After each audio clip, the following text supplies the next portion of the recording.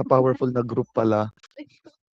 Nakaka-hear alak. So, yung gagawin. So, ang first page, siyempre bago na yung header natin, bago na 'to, then your design, yung design ng cold storage nyo, then at kung saan nyo siya i-install. By the way, walang naka-open cam. Pa-open cam muna lahat.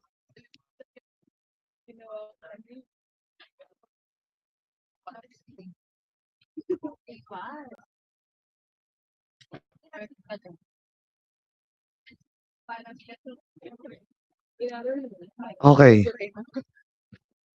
Again, so yan.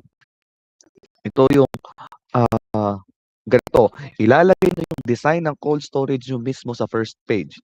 Like parang ganito. Your names, yan. Names yan. Then submitted to, tapos kung kailan, kung anong date or kung anong month ang presentation. Next is the letter of transmittal. Ang letter of transmittal, naka-address yan kung sino ang inyong prof. Naka-address dito. Then, yan, nakalagay lang dito na you are going to present your proposed design. Tapos, yan, nakalagay naman yung guidelines ng letter of transmittal doon sa project part. Basta siya, most likely you are presenting proposed design. Nandito, included, kumpletong lahat ng nandito yung inyong need ilagay sa paper. Then, next is acknowledgement. Then, contents. Yan. You need to have the list of tables, lists of figures, table of executive summary. Ito yan. Ito yung list of tables, lahat ng tables na gagamitin nyo. Then, list of figures, lahat ng figures na ginamit nyo with proper naming, with proper referencing. Tapos table of nomenclature, kung ano yung mga ginamit nyong abbreviations or yung mga nomenclature na nasa papel, you have to define it, then yung units nila. Yan.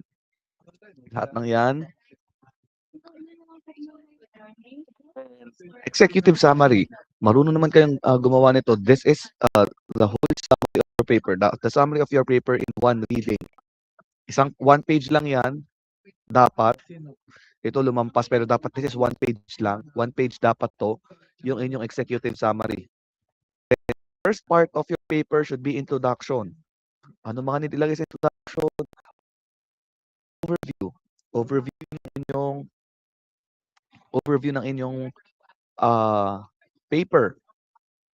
Kung about saan yung paper nyo, bakit nyo ginawa to, basta dapat wala pang result ito, overview pa lang. Ano yung report nyo, ano yung bakit nyo siya ginawa. Yon, walang any data or findings pa sa introduction. Yan. And then, yan, basta lahat ng details, bakit nyo siya ginawa, nandito. Overview nga siya. Then, your objectives, syempre, you have to have an objective na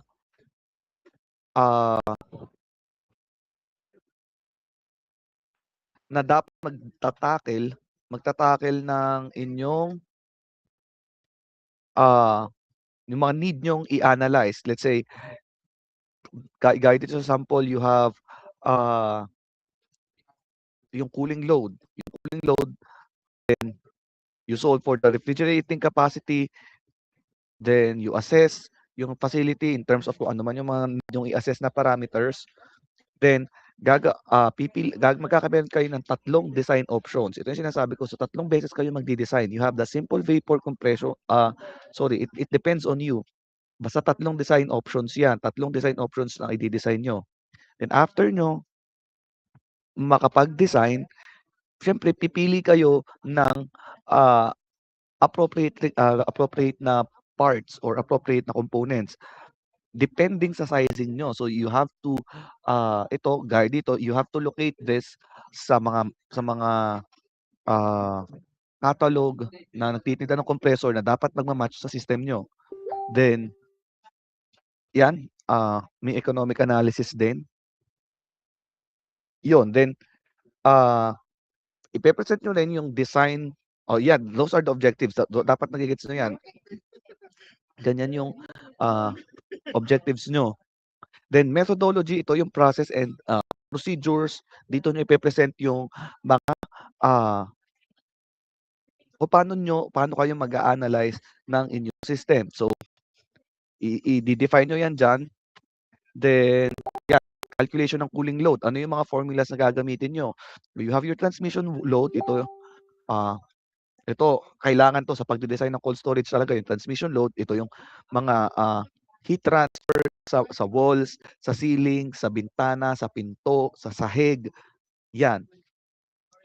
'Yun yung transmission load, tandaan transmission load 'yun. Then product load, ito yung kung ano yung product niyo, kung ano yung inyong is i ikoko i anong tawag dito, ilalagay sa cold storage, 'yun. And then infiltration load, ito ay yung air exchange. So ito yung formula niyan. You can still, research this, but ito na yung normal na formula niyan, sadya. Then internal load, ito yung, iko-consider niyo dito yung mga nasa loob or yung mga, need na other loads na nandoon sa cold storage natin. Let's have yung human occupancy, kasama 'to kasi siyempre ang tao nag-i-emit din yan ng heat. So you have to have formula dito. Paano niyo kukuhanin ng human occupancy? Hahanapin niyo kung, iba-iba pa 'to yung loadings ng human occupancy, kasi ito ay formula na 'to in terms of temperature, refrigerated space. Meron kasi occupancy load, ang tao ay naglalakad, meron yung sariling heat load yun or yung tao trabaho, may sariling heat load yun. So puwedeng pag-add-add din niyo lang yun depending on the number of persons na gumagawa nung activity na yun. So meron yun, may table na gano'n, hanapin niyo sa ASHRAE. So need yun i-consider occupancy load. Then also yung lighting load niyo sa loob, ilan ba yung ilaw na nakabukas? Siyempre kasama yun sa heat load, as well as yung equipment load niyo. Ano ba yung mga, equipments na nandoon sa loob ng system, sa loob ng cold storage. I-a-add niyo lahat ng cooling load na yun. So yung cooling load na yun, yun yung inyong, ah, refrigerating capacity. Ito times 2 para, ma-consider natin yung, errors and variations. So, kailangan, in real life applications kasi hindi naman sakto yung maso-solve natin diyan. So you need to have a valid factor of safety. Then yan, itong mga calculation ng refrigeration system, alam niyo na yan, yang mga parts na yan. Then ito pipe sizing, iso-solve niyo din yan. Then pressure drop, kailangan niyo din yan. Then ano yung mga assumptions niyo sa design, ilalagay niyo yan. Then possible sources of errors, yun. Yun yung sa chapter 2. Then chapter 3, design calculation and analysis 'to. So dito niyo ilalagay lahat ng data na meron kayo, yan sa location, ano yung mga datas na yan, kung ano ang, sa meet, yan ilalagay niyo, ano ang, basta lahat ng data na i-consider sa design, mga values na yan ipe-present niyo. Then yan, specifications ng wall, ng yan, itong mga pader natin, ano yung mga materials dun sa pagde-design. Dapat you have to make sure na yung materials na gagamitin niyo ay ginagamit talaga for cold storage. Dapat alam niyo yan. So yan, may mga symbols yan. And then yan, basta yung part na yan, lahat ng specifications you need to present it. Yan, ito. Then yan, dito sa design nila may railing system. Hindi lahat naman, ah, kung, hindi railing system yung gamit niyo to handle your products na iso-store. So hindi niyo kung hindi applicable ang railing system, kung ibang system kayong ginagamit, let's say naka-conveyor yung inyo, conveyor system na overhead, yun basta pati yung research nyo, so ano yung topic nyo, gaya nga nito railing system, so ililista nyo din yan. And yun, di ba may ilaw nga, lahat, basta lahat, yung ilaw, yan, kasama din yan. Yung pinto, basta lahat ng kailangang sa design ng cold storage isusulat nyo dito. Dito yan, siyempre yung refrigerant natin. Since this is, ang ginamit nila is ammonia, nila, required na gumamit ng may leak sensor sila kasi toxic nga yung ammonia. Yan. So, kailangan din nila ng specifications niyan. Then your blast freezer, kailangan nyo din yan. Kailangan dumaan muna yun sa blast, kailangan din ng tandaan, kailangan nyo ng blast freezer. So, yan. Then sa design analysis, magdi-design kayo nito. Magdi-design kayo ng inyong facility mismo. Kasi dapat process yan. Process yan eh. So, bago nyo i-store yan sa cold storage, yung meat, then madami pa yung dadaanan. So, you need to have a floor plan layout ng inyong mismong cold storage facility. So, yan. Ito yung example. Then, yung design options nyo, ipe-present nyo din dito. Kailangan meron kayong tatlong design options. So, first, katulad nito sa kanila, simple vapor compression yung ginamit nila sa first design option. Then, second design option ay vapor compression cycle na may dalawang evaporator, dalawang expansion valve, isang condenser at single compressor. So, magdi-design kayo niyan. Kung mapapansin nyo, yan. Kailangan naka-integrate yan. Kailangan naka-integrate yan sa system nyo. Kung mapapansin nyo sa design, kita nyo dito kung saan nakalagay si evaporator, saan nakalagay si condenser, si compressor, yan. Kita dapat yan sa layout nyo. Then, ito din, dito din, ito yan, oh, yan. For design option 2 and then design option 3, ang ginamit nila dito ay evaporators. So, 3. 3 evaporators, 3 expansion valves, isang compressor, isang condenser. Then, yan, naka-design yan dito. So, nakadepende sa inyo kung ano yung design options ng inyong refrigeration cycle. Then, design criteria, ipe-present nyo sa design criteria ano yung mga kailangan nyong i-solve, need nyo i-consider sa pagpili ng optimum design doon sa tatlo. So, dito nila COP, RE, work na compressor, heat rejected. Then, yan, ito yung criteria weights. Sa pagpili ng design options, kailangan nyong bigyan itong inyong criteria ng mga weights. Let's say, mas mataas, 35% ng pagpili nyo ng optimum design ay kung sino yung may higher coefficient. At sa higher refrigerating effect, 20%. So, naka-criteria yan. May weights yung inyong ina-analyze.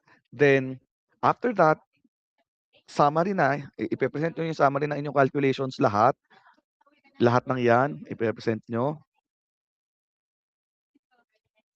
Ipe-present nyo yan, lahat. Loads, cold storage, yan. Yung total refrigerating capacity ng pre-cooling room, yan, sa cold storage room, ilalagay nyo din. Then, detailed analysis ng energy balance, ipe-present nyo yan. Yan, ipe-present mga values na na-solve nyo. Detailed discussion dyan. Detailed discussion dito sa chapter na to. And then, yan. Basta lahat ng design options, ipe-present nyo yan. Ng details. Then, yan. Pagka-solve nyo yan, di ba na-solve nyo yun, need nyong i-design, need nyo ng sizing, specifications ng inyong mga components na ginamit doon. So, ito, kung total compressor work nito, mass flow rate niyan, ibig sabihin, kailangan nyo humanap sa market ng may ganitong compressor specifications. As well as condenser, COP, yan, ito yung mga pili kayo noon sa catalog. At meron kayo kuhanan din ng mga catalog. So lahat 'yan, lahat ng design options ipe-present niyo. Oh, ito design option 2 naman 'to, yung design option 3, then summary ng results ng tatlo. Summary, ng results ng tatlo. Then from this summary of results, kailangan niyong after nun mag-select, selection ng final design. Pipili kayo ng, final design niyo based do sa criteria weight niyo and, sa design criteria and design weight. Tapos from there, malalaman niyo na or isasabihin niyo na kung ano yung design option na napili ninyo. I mean, naka-justify na dun. And then after niyo makapili nun, since napili niyo at sabi dito napili nila design option 2, kailangan niyong mag-sizing. Sizing or kung paano yan magko-connect-connecta. Iso-solve niyo yan, yung pipe sizing, magso-solve ka niyan, using yung formula ng, pressure drops. Siyempre sa paghaba ng pipe, sa paghaba ng run ng pipe, sa pagliit ng pipe. So, kailangan, i-solve niyo yan ng ayos. Again, dapat nage-gets niyo yan so kasi kapag masyadong malaki yung ating pipe, 'pag oversize yung pipe, mataas yung pressure drop niyan. So, isa-size niyo yan, then dapat yung pipe sizing na kukuhanin niyo ay naka-schedule. What do you mean naka-schedule? Dapat yan ay available sa market. So, hindi yan basta-basta niyo iso-solve yung diameter na ito, itong lahat ng ito available 'to sa market. Yan, so need niyong i-define yan. Yung connections niyan, kung paano niyo siya pagko-connect-connectin sa inyong cold storage room, ito yan, yung kada section. Mamaya papakita natin sa inyo, papakita ko sa inyo.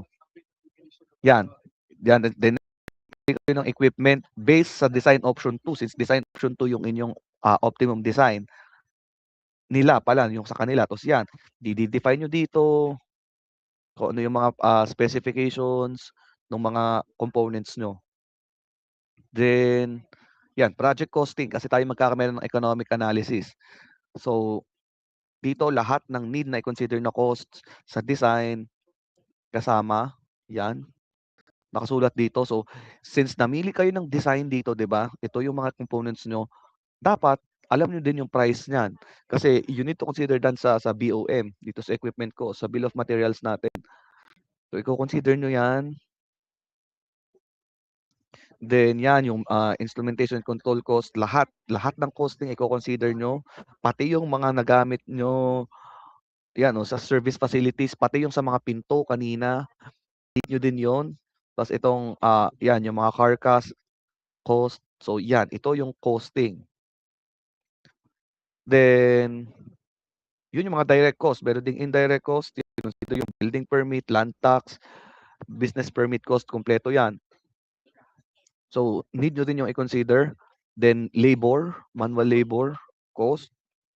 So, consider nyo din yan. Tapos, engineering, supervision, and inspection cost.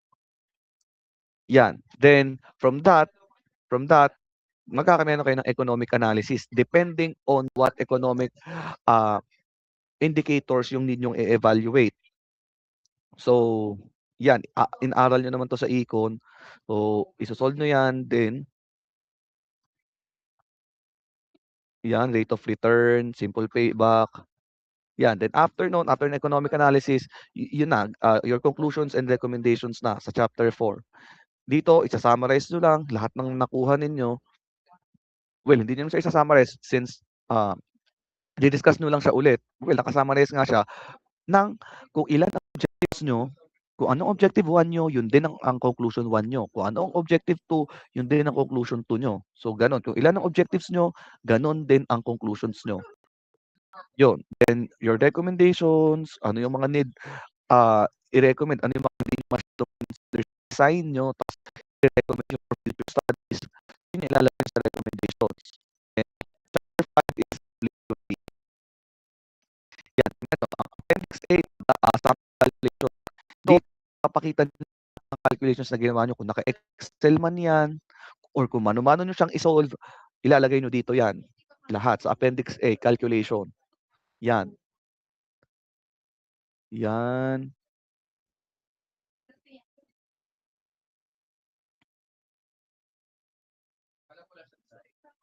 'yan iso-solve niyo 'yan, ganyan, present, writing, lahat ng calculation Appendix A.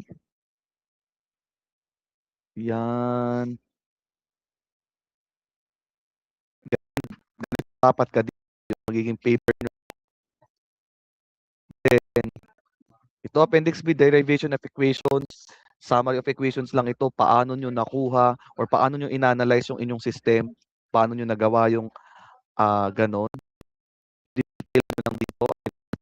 Appendix table of datas ito yung, tables of data ito yung inyong, pinagkuhanan ng, properties.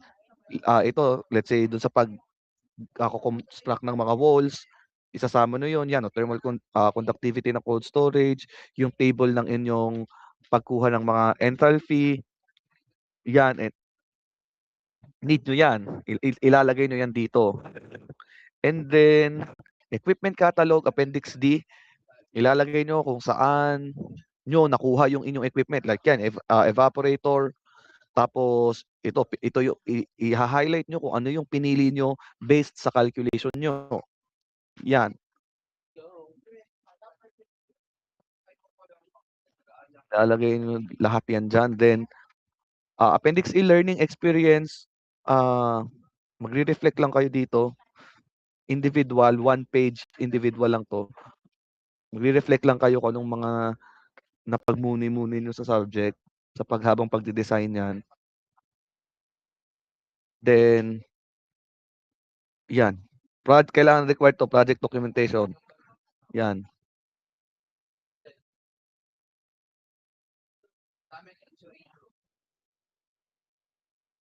Ilalagay niyo 'yan, yung mga meetings niyo, kayo ay nag-overnight man, ilagay niyo 'yan diyan, katunayan na kayo ay naggagawa,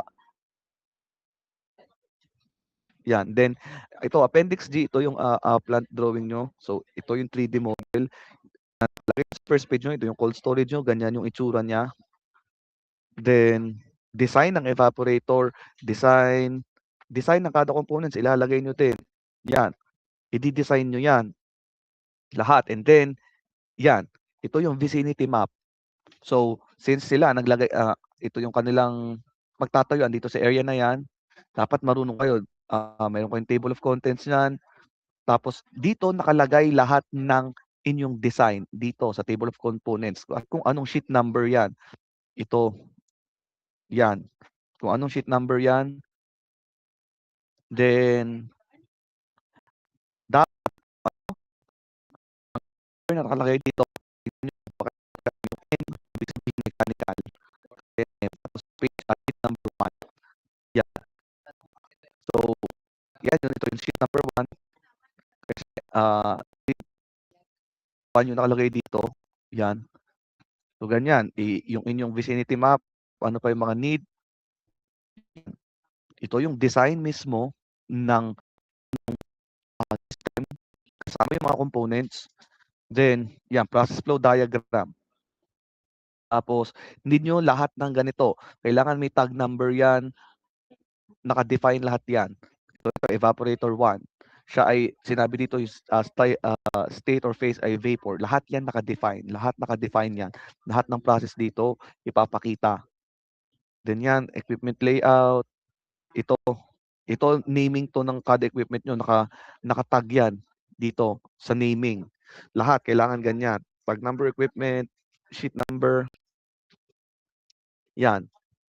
Then 'yan, kung mapapansin niyo ito 'yun, kita 'yan sa inyong design mismo, kita dapat 'yan kung paano niyo siya in-install, 'yan. 'Yan kung paano nakakabit ang compressor sa condenser, 'yan, kailangan niyan. Layout 'yan, then ito, piping layout ulit, naka-top view, yung connections nga ng kada component nakalagay diyan, 'yan. And then ito, installation details, kailangan detailed din kung paano naka-install, let's say 'yan, tingnan niyo ito, 'yan, mga welding na gagawin diyan, naka-detail lahat 'yan dito. Tas may mga standards din 'yan katulad nitong, evaporator is mounted 400 millimeters away from the wall. Ito may standard din 'to, makikita niyo 'to sa ASHRAE din kung gaano dapat yung, clearance, clearance height, tsaka kung, ano pa ba yung mga need na yung clearance height, yung position niya dapat sa pag-i-install, nandito lahat yon. So, ilalagay niyo yan, yung, number of fans, yan. Kada component evaporator 1 na specs lang, specs at saka installation. Again, i-de-detail niyo kung paano niyo siya in-install. Ito, nakasulat, naka-detail yan dito lahat. Then, ito, evaporator 2, compressor, yan. May equipment schedule dito. Dapat may mga notes yan. Tapos, ito din, yung mga piping notes na to, need nyo din yan, nasa standard din yan kung anong gagamitin, depende sa refrigerant. Depende sa refrigerant kung anong gagamitin yung type of piping. Yan. Then dapat, dito, well, ang kulang pa nga sa kanila ay, siguro nandito pala yun. Hindi ko palang nakikita. Meron pa dapat details dito. Ayun, ito pala. Nandito din yung mga gagamitin mo kung anong bolt sa pagma-mount. Yan, kita din dapat yan. I-zoom yan, zoom yan kung saan may mounting. Katulad niyan. I mean, ise-section nyo yan. Ise-section nyo, ipapakita nyo ng mas malaki, then lelabelan nyo. Yan, ganyan. Then ito, expansion valve, yan, ganyan, naka-detail lahat yan kung paano in-install. And tas yan, equipment schedule. Yan. Yan. And that's it. Lahat ng components kailangan. Then, ito ipapakita nyo kung paano nag-penetrate din sa wall ang mga piping. Tas dito, 'di ba kanina, 'di ba nag-design kayo ng wall, ipapakita nyo dito yung legend nung ginamit yung wall. Ito, kung anong ginamit nyo dito, dapat ito din yung nasa papel nyo. Ito, kung anong ginamit nyo diyan, yan din dapat yung design na nandun sa papel nyo. Then, yan, ito yung piping. Papakita nyo yan, sinesection yan. Tapos, yan, mga piping floor support, yan, lahat ng details ng installation, kailangan dito. Kailangan naka-specify dito. Pati yung mga T's, elbows, joint pipes, yan, yung mga fittings na yan, need yan. Yun. Ganun. Lahat ng yan, need yan. Sobrang tedious nitong, paper talaga. Sobrang tedious nito. So, kung patatagalin nyo siya, baka hindi kayo makaabot ng week 15. Yun. And yun nga, this is just a sample paper naman. Basta you need to cover all of the requirements, all of the required parts na nasa Google Classroom, which is almost the same naman ng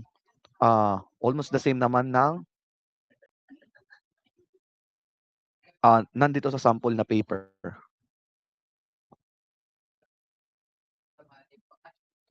Ayun. Sinong may concern regarding?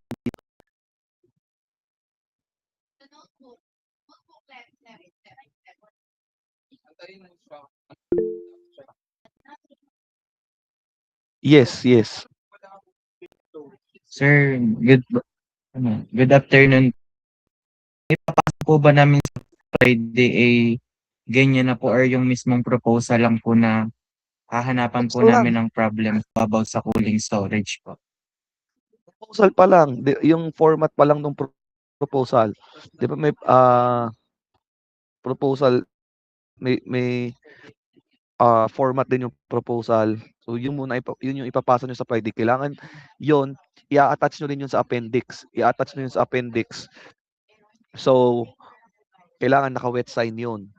Kasi guys, itong mismong papel nyo, ipapaano nyo to, ipapa-ring bind nyo. Ipapa-ring bind nyo tong ginawa nyo. Yun. So, pag na-ring bind nyo, siya ay Anong tawag dito, 'pag pinaring bind niyo siya, lahat ng mga may wet signs dapat nasa appendix din. And then itong mga drawings niyo, itong mga CAD drawings niyo, nasa A3 'to, nasa A3 'to. Nakasa pa-ring bind. So, pina-ring bind 'yan, marunong naman yung mga magre-ring bind kung paano itutupi 'yan, naka-size ng gamitin niyo. Kung short, eh di ito sila ng bahalang magtupi nun.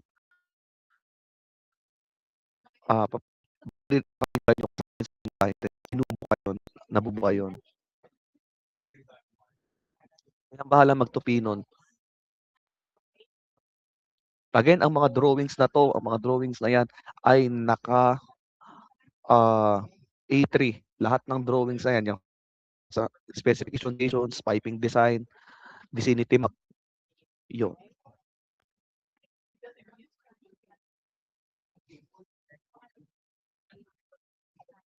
Sino pang may tanong? Yes. Sir, yung template po kaya niyang isa A3 ipapasa niyo, ibibigay niyo po sa amin? Oo. Saglit. Nasaan kaya ang akin? Wait, tingnan ko kung meron pa ako sa drive. Ipapasa ko, gagawan ko ng paraan na bibigyan ko kayo ng copy nitong template. Pero I believe meron pa ako nito, eh. Hanap saglit, CAD. Meron pa ako. Sige, ise-send ko. Ise-send ko, oo. Yung template lang, walang laman yun. Ise-send ko. Sino pang may tanong, concerns? Ang papel na 'to hindi ko 'to ibibigay sa inyo, hindi ko ibibigay 'tong papel. Pinakita ko lang kung ano yung itsura niya kasi again, the parts naman naka-discuss na sa Google Classroom.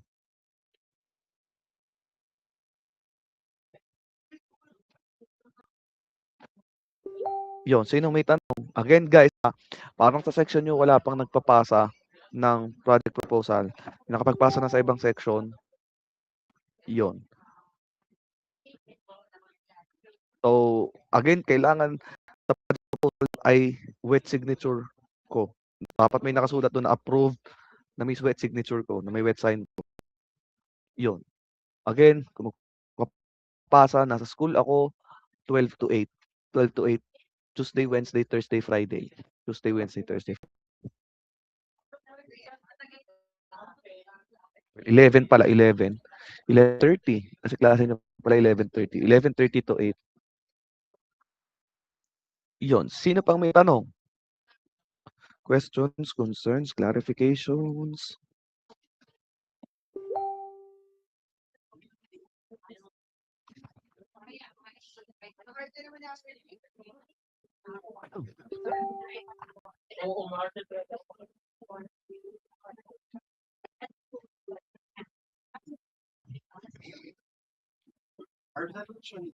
Wala nang may concerns, wala nang may tanong. Let's have our discussion na. Magdi-discuss na tayo ng remaining 2 problems. Let me unshare my screen and present our problem.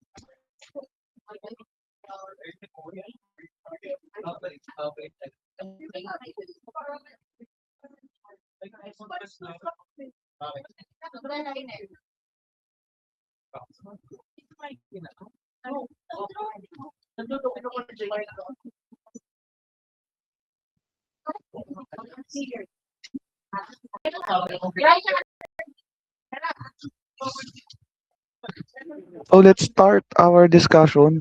First problem or yung problem natin for today, a cold storage warehouse operates an ammonia refrigeration system. So again, this is in R717.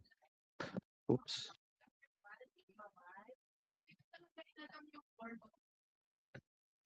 Sorry. This is R717 with the compressor suction pressure. So sa compressor daw, that's P1 equals 247.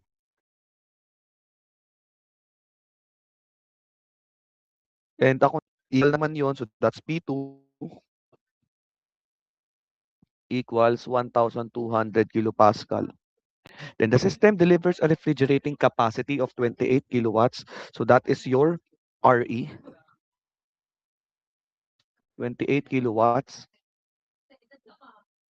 During performance evaluation, engineers recorded the following compressor characteristics: clearance volume of 5%, compression efficiency of 8,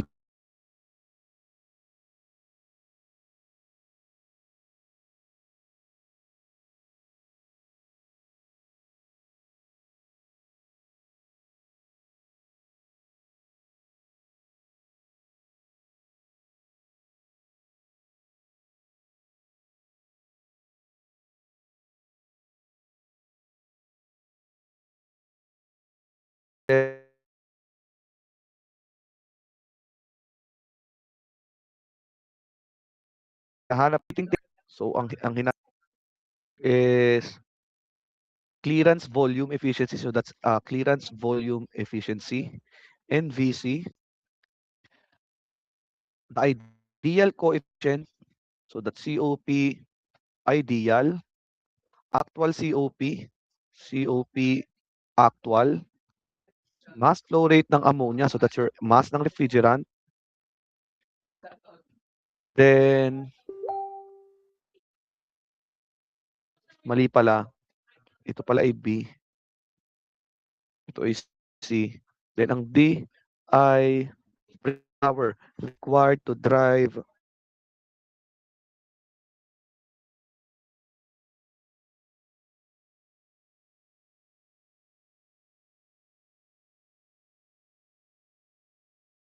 the compressor. So this is your work. Yeah, so drawing natin pH diagram.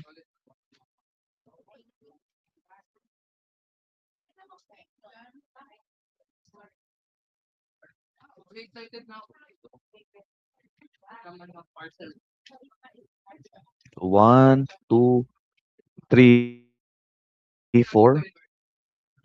This is 47 kilopascal. Then this is 1,200 kilopascal. Then, yan. This analysis. Analysis, state point 1. 8.1, again, this is in saturated vapor. You get your H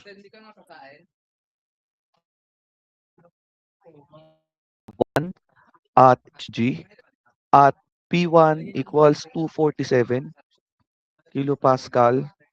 At saka ang inyong, need ba natin ng volumetric volume flow rate sa solution? Hindi na natin siya magagamit. So, S1 na lang. S1 equals SG at P1. Yan, pakibigay sa akin ng values ng H1 at S1. Sabay ng ibigay, H1 at S1.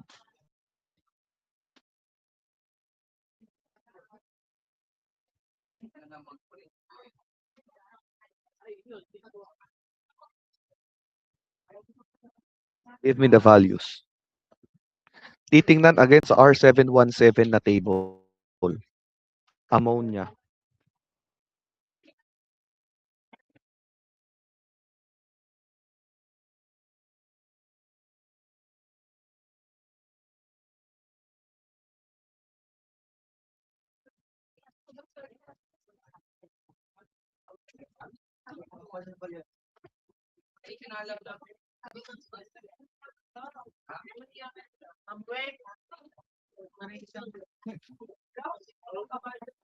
Pastigo kayo. Pastigo kayo.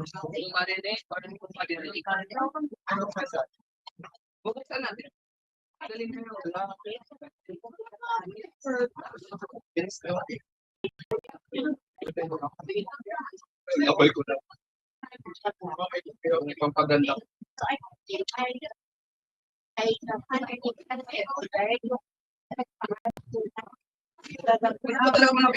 Our H1 is equal to and S1 equal to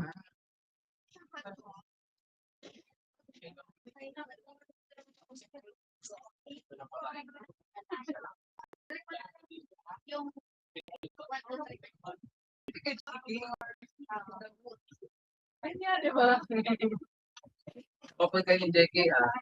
Couple. Shopee. 96.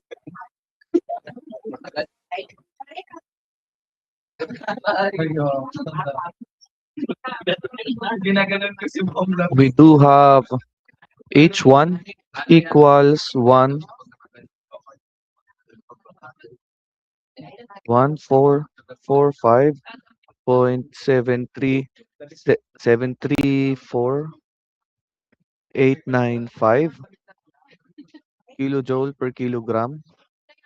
Then our S is 5.813448252 kilojoule per kilogram Kelvin.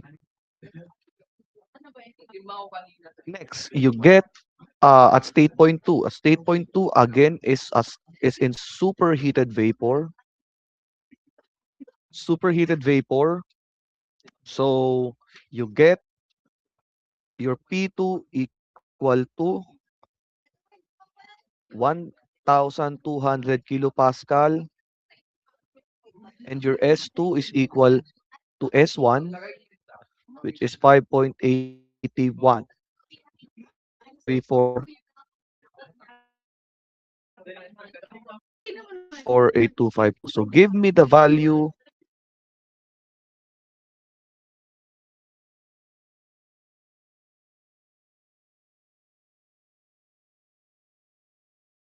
you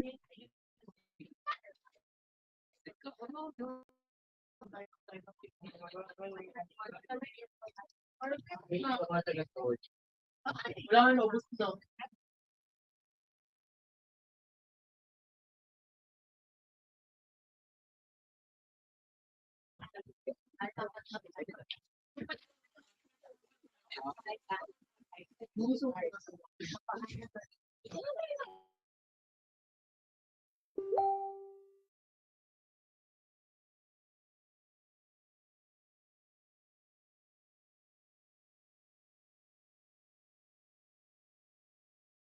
kilogram. Next, you solve for state point 3. State point 3. State point 3 is at saturated liquid. So therefore, your H3 is equal to HF at pressure 3 na ang pressure 3 natin is 1,2 kilopascal.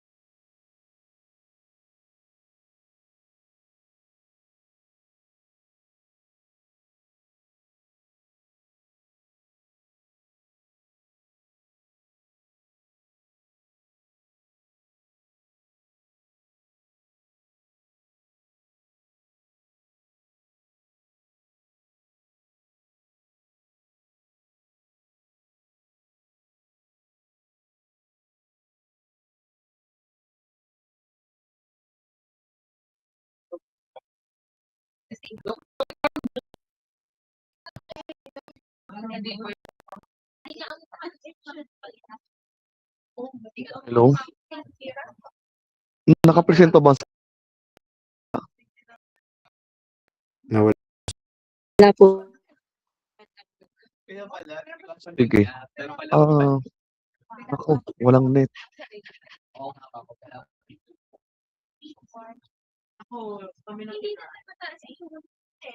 Saglit lang.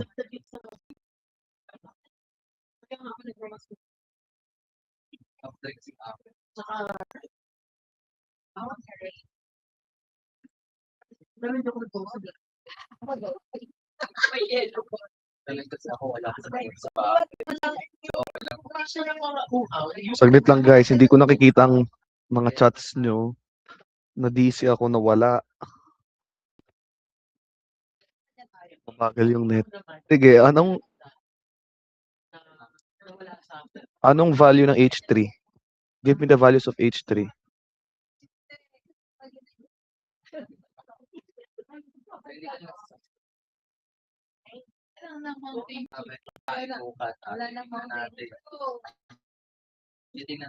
Three, 346.236.507 kilojoule per kilogram. And therefore, your state point 4, the wet mixture, this is H3.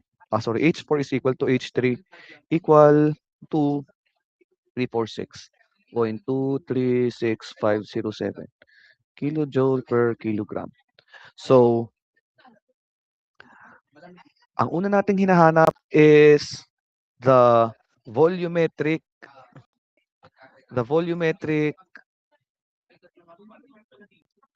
clearance volumetric efficiency. So again, anong formula natin for that? Our formula is your volumetric efficiency equals 1 plus C minus C P2 over P1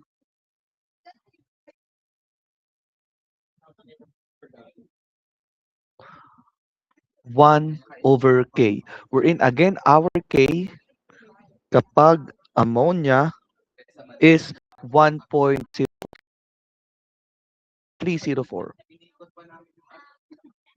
So you substitute, we have 1 plus 0.05. Clearance pa natin is 0.05. Yes. Minus 0.05. P2 is 12 over 247 is to 1 over 1.304. What is our volumetric efficiency?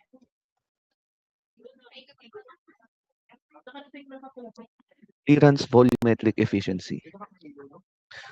1 plus C minus C times P2 over P1 is to 1 over K. Our volumetric efficiency is 0.8819 591 50941. So this is your volumetric efficiency. Or if in terms of percentage, then you get 88.1959%. Next, you solve for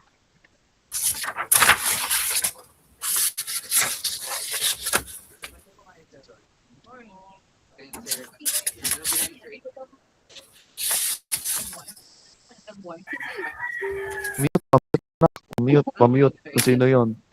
Pamute. Hindi.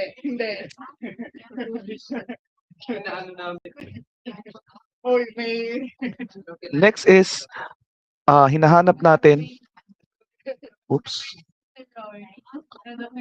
Isang kanin lang. Yun lang ang masasabi ko. Isang kanin. ang sunod na hinahanap ay ideal coefficient of performance. Ideal and actual pala. Ideal and actual COP. So, to evaluate that, guys, giniven tayo ng efficiency ng compressor, 'di ba? So,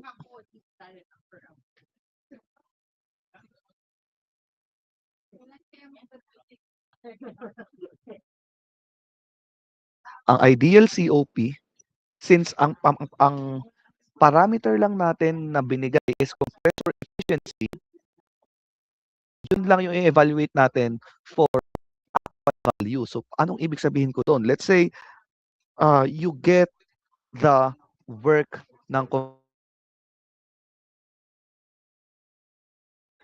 H2 minus H1. Give me the value of ideal. This is ideal work ng compressor.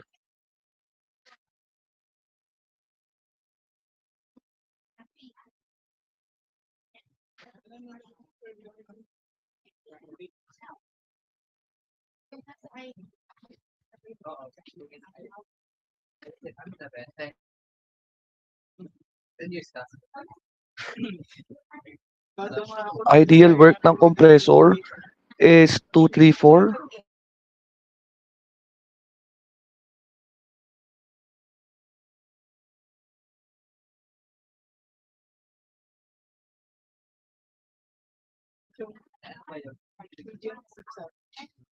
Five 26510.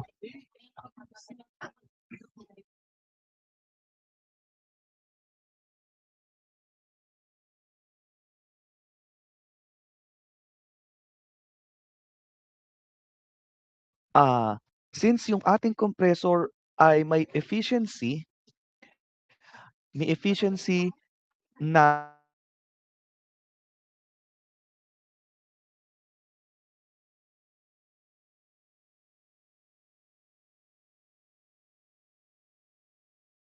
compressor,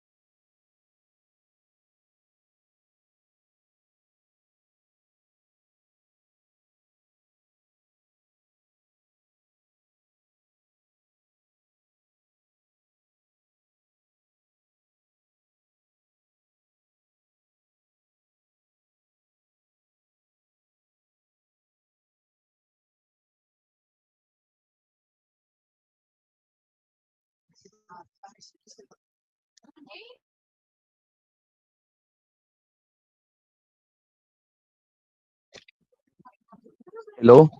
Guys, nandyan pa ba kayo? Sorry. Nawawalan ng net isa pa. Naka-present ba ang screen ko?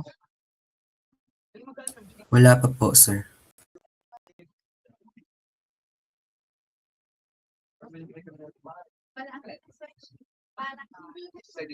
Yan, again, kapag compressor efficiency, tandaan, pag compressor efficiency, nasa taas ang ideal. Again, kapag compressor efficiency, nasa taas ang ideal.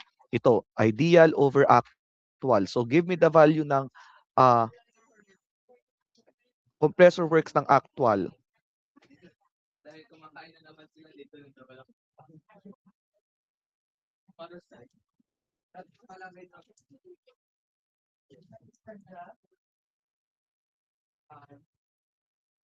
Oops.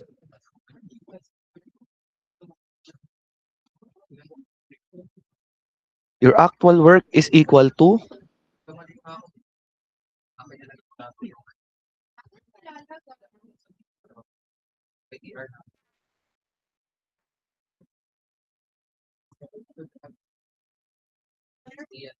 292,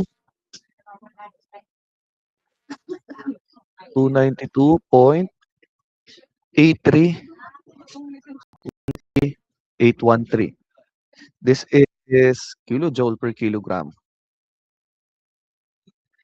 Next, kailangan natin kuhanin is the ideal COP. So, COP, ideal, syempre since this is ideal, your RE over work ng compressor. Since ideal nga yung evaluate natin, work ng compressor ideal to. So, your RE is H1 minus H4 over ano ang ating ideal? That's 234. Yung 234.265105. You substitute yung value ng H1 at H4 kanina dito, yung 5, H4, H4 is. You substitute, that is our COP ideal. Give value.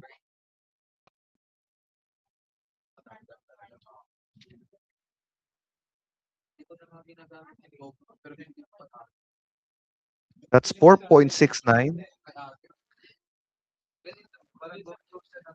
6933, 4.69339, 3786. Next, you solve for the COP actual. COP actual, ibig sabihin, ang kukuhanin nyo ngayon ay yung work ni compressor na actual. That's H1 minus H4 all over. Actual natin is ito, 292. 292.8313813.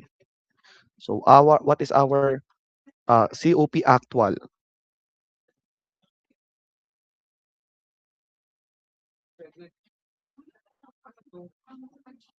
.75, 47, 15028. Yan. So, okay na. Na-solve na natin ang COPs. Next is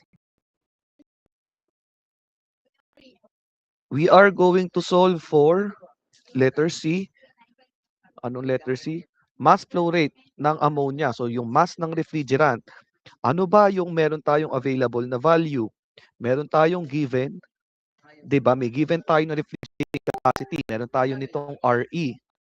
So, we can get mass ng refrigerant doon. So, RE equals your mass ng refrigerant H1 minus H4. You substitute 28 kilowatts or 28 kilojoule per second equals mass ng refrigerant. Your H1 is 1445. Hindi ko na siya isusulat lahat basta nakastore sa inyo yan. 1445, then ang H4 ay 346. You give me the value of the mass ng refrigerant.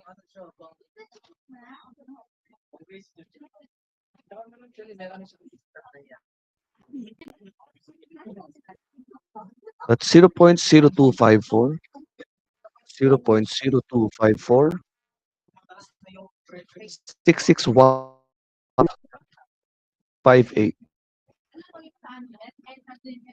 kilogram per second. So, okay na to. Then last ay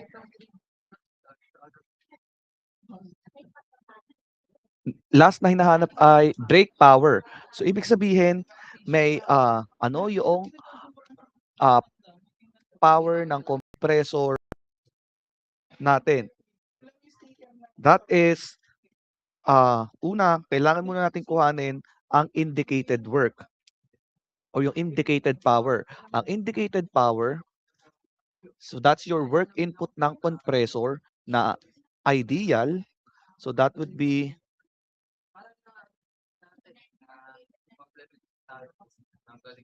work ng compressor na ideal na indicated is your mass ng refrigerant. Gawin natin siyang P kasi siya ay power na times your work ni compressor points gram plus nakuha natin 3, 4.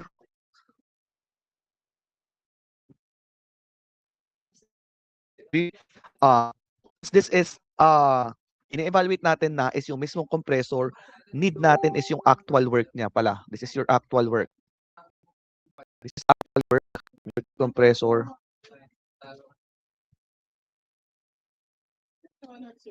Sa indicated work, guys, kapag indicated work, yung kung ano talaga yung actual work ni compressor kasi we're evaluating for the mechanical efficiency na. So, yung power ni compressor, yung indicated work, that's your PI,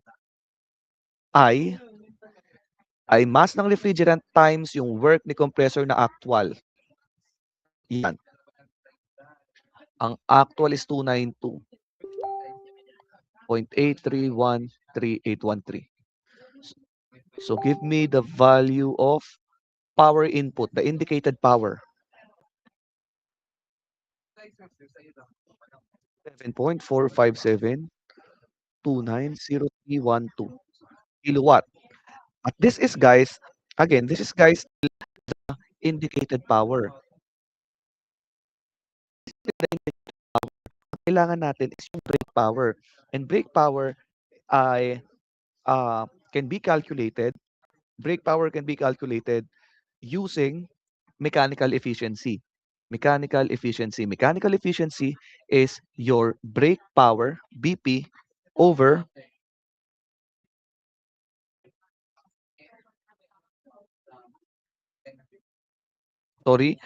since baliktad. Since this is compressor nga pala yung ine-evaluate natin, this is compressor, kailangan nasa taas palagi ang mas malaki. So, ang mechanical efficiency natin is your indicated, yung ideal, over your brake power. This is, yan. Kita natin nga ito, IP. Talaga siya. Indicated power.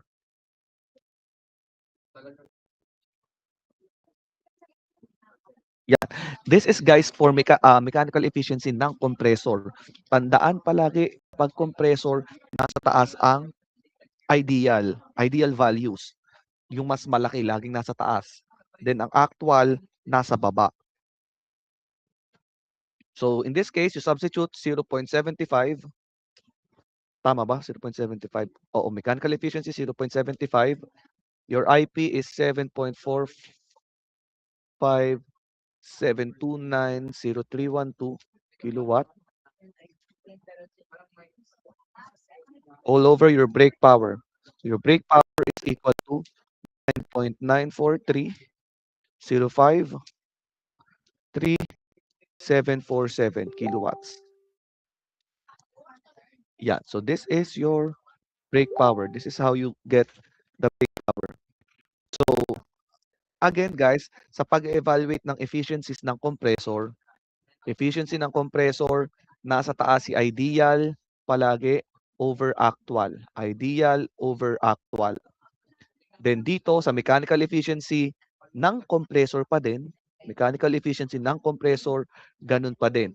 Yung ideal nasa taas or yung indicated power over brake power. This is applicable sa compressor. Sa compressor siya applicable. Because sa iba, ang efficiency actual ang nasa taas. Sa compressor, ideal ang nasa taas. Yun. Tandaan yan, tandaan. Yan. Sinong may tanong?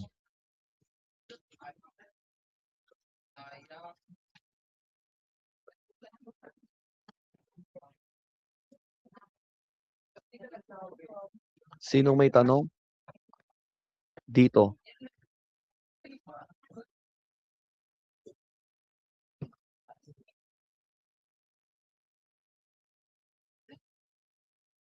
Naintindihan nyo gato? Naintindihan nyo? This is for evaluating compressor efficiency. Pag may given tayo mga efficiencies, yan.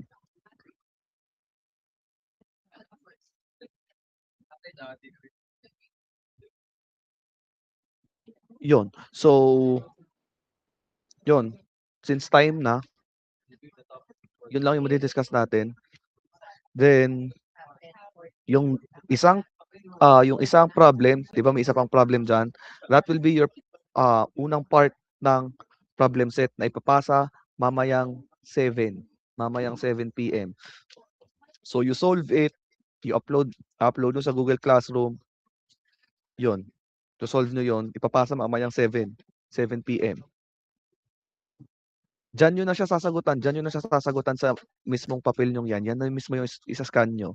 Pero pag yan yung sa quiz, pero pagdating sa problem set, depende sa inyo kung i-rewrite nyo pa siya. Pwedeng yan na rin yung ipasa nyo. But again sa quiz, yan na yung scan nyo.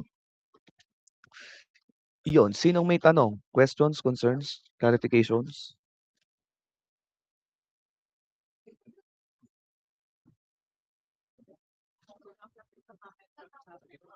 Wala?